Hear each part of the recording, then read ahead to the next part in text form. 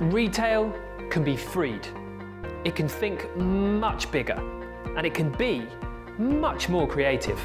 And with that simple tweak, Peloton went from being worth nothing 7 years ago to being worth $5 billion today.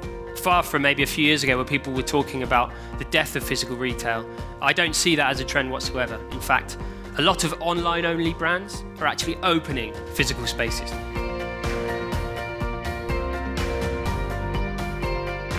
Tomorrow's leading businesses think in a completely different way. They're not concerned with incremental improvements. And in fact, they're happy to question everything. They'll knock everything down in order to build everything up again. This company's products don't even exist. Now, I can't tell you who'd be happier, but what I can say is that Ryan Reynolds, if he was a retailer, would be 60% more profitable.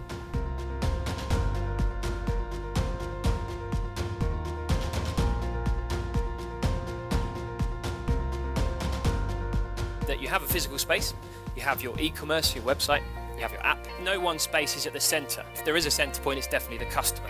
We aren't building a relationship with our customers enough. We need to see them. We need to talk to them. We need to serve them. When retail becomes this seamless, it basically becomes a commodity. So the future of retail belongs to those who own the relationship, not those who own the most stores.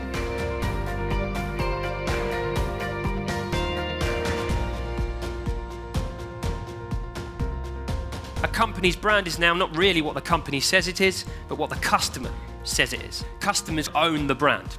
Whereas a traditional supermarket might waste around 35 to 40% of its stock, Farmstead's AI means that can be reduced to just 10%.